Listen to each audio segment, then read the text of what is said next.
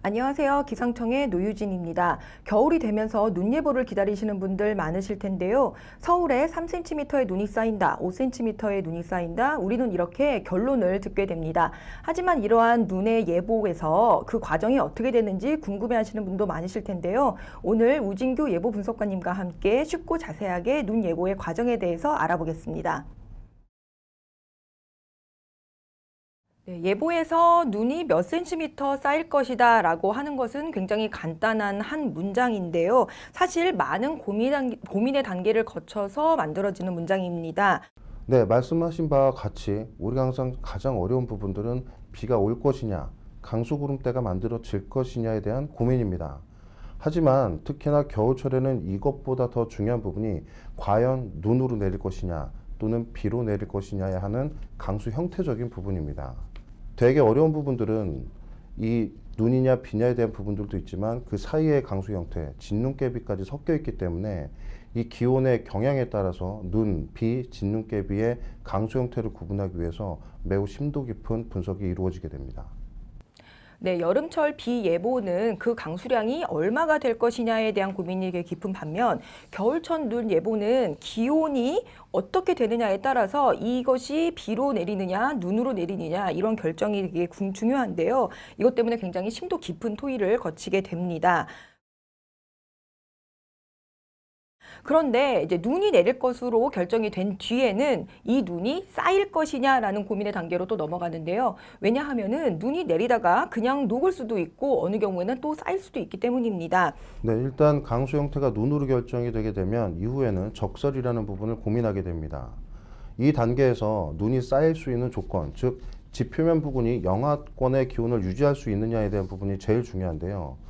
제일 어려운 부분들이 이러한 기온 부분에 대한 예측입니다. 다들 아시겠지만 지형적인 요인으로 인해서 어느 지역은 영하로 나타나는 곳, 또 어느 곳은 영상으로 나타나는 곳들이 동시간대에 이루어질 수가 있기 때문에 어느 지역에서는 눈이 쌓이고 어느 지역에서는 눈이 안 쌓일 수 있다는 그 가능성에 대해서 더욱 심도 깊은 분석을 하기 위해 이 지표면 대기 하층의 기온을 심층 분석하게 됩니다. 네, 이렇게 기온에 따라서 이제 눈이 적설이 쌓일 것이다 라고 예보가 된 다음에는 이번에는 몇 센티미터로 쌓일 것이냐라는 고민의 단계로 넘어가게 됩니다. 같은 강수량이라고 해도 이것을 우리가 수상당량 비라고 이야기를 하는데요. 같은 5mm의 강수량이라고 해도 어느 경우에는 5cm, 또 3cm, 어느 경우에는 10cm 이런 식으로 눈에 적설되는 양이 달라지게 됩니다. 네, 말씀하신 바와 같이 적설이 일단 결정이 되게 되면 이후에는 그 양이 얼마나 될 것이냐에 대한 부분이 관건이 되게 됩니다. 기온이 낮으면 낮을수록 이 수상당량비라고 하는 강수량과 눈의 적설 비율은 증가를 하게 되는데요. 예를 들어 수상당량비가 10이라고 할 때 강수량 1, 2mm는 적설량 1cm에 해당이 되게 됩니다. 이 적설 수상당량비 10이 가장 보편적인 양이라고 보시면 되겠고요.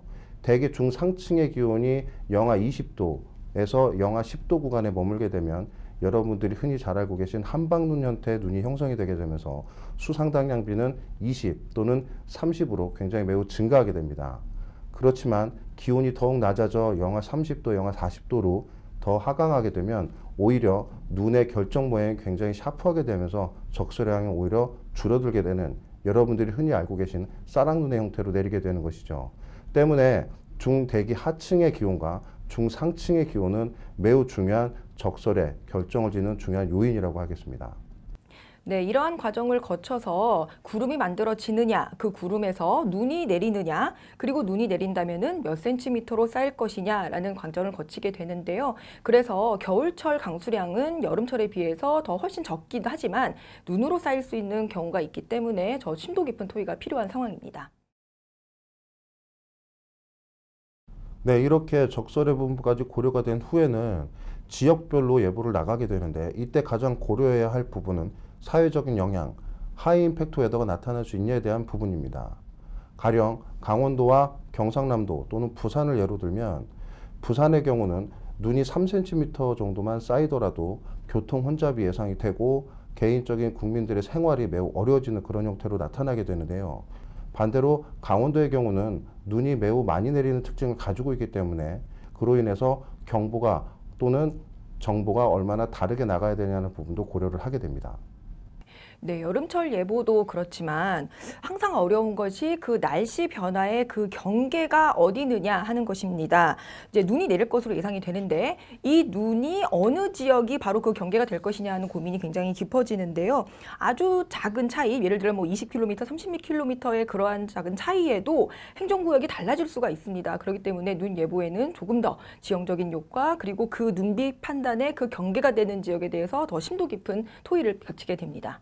네, 그렇죠. 우리가 흔히 물은 0도에서 온다라는 관념을 가지고 있지만 사실 눈은 그렇지 않습니다. 영상의 기온에서도 내릴 수 있고 영하의 기온에서도 비가 내릴 수가 있는데요.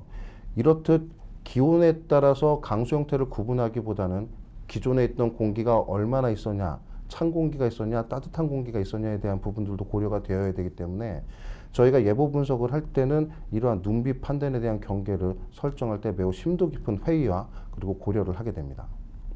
네, 이렇게 눈 예보에 대해서 그 과정에 대해서 알아봤습니다. 누군가에게는 낭만의 눈이 될 수 있지만 또 누군가에게는 재난의 눈이 될 수 있습니다. 눈이냐 비냐 또 쌓일 것이냐 몇 센티미터가 쌓일 것이냐 이러한 과정을 거치면서 더욱 철저하게 분석이 필요한 상황인데요. 겨울철 눈 예보에 더욱더 최선을 다하도록 하겠습니다. 최신의 기상 정보에 늘 관심 가져주시길 바라면서요. 오늘 날씨온 특별호는 여기에서 마치도록 하겠습니다. 고맙습니다. 네, 감사합니다.